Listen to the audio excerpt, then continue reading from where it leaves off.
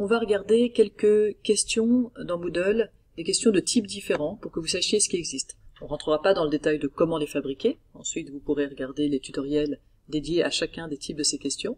On va juste voir ce qui est possible et comme ça vous pourrez choisir selon vos besoins un type de question adapté.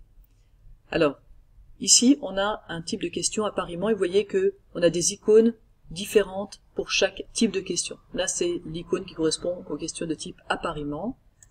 Une question de type appariement, on va avoir un certain nombre de propositions qu'il faudra associer à un certain nombre de réponses. N propositions, N réponses. Ici, mes propositions sont des images, et mes réponses, ce sont les noms des personnes représentées. Donc les réponses, ça peut être que du texte, en revanche, vous voyez que les propositions, ça peut être quelque chose, un texte enrichi, on peut même mettre une vidéo, un son, etc. Ici, on a une question de type réponse courte. Dans une question de type réponse courte, on demande à l'élève d'écrire quelque chose. Alors, je vous mets en garde avec ces questions de type réponse courte.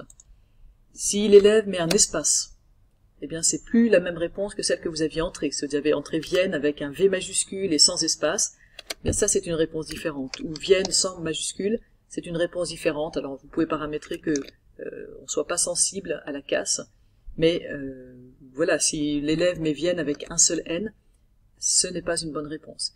Donc attention, faut vraiment privilégier ces questions quand on a des réponses très courtes à demander et qu'on veut que l'élève sache écrire correctement cette réponse très courte. Sinon, on est très vite gêné par notre manque d'imagination sur ce que les élèves sont capables de répondre.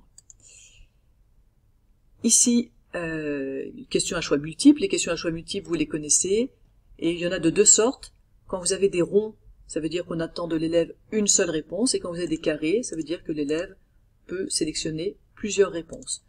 Et vous pouvez, par exemple, dire, là j'ai 33% des points, 33% des points, 33% des points, donc il faut avoir répondu ces trois choses-là pour obtenir la totalité des points. Ici on a une question de type glisser-déposer sur une image.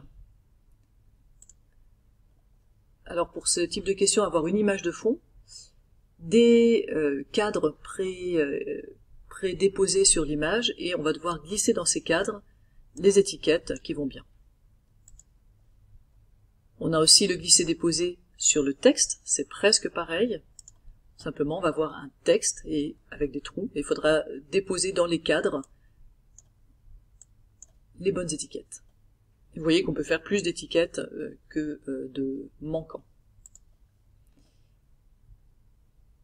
On a des questions de type ordonnancement. Les questions de type ordonnancement, vous avez une série d'étiquettes à nouveau, et simplement il faut les remettre dans un certain ordre. Pour les questions de type compléter le texte, on va avoir un texte, des blancs, et on devra choisir comment remplir ces blancs parmi une liste définie.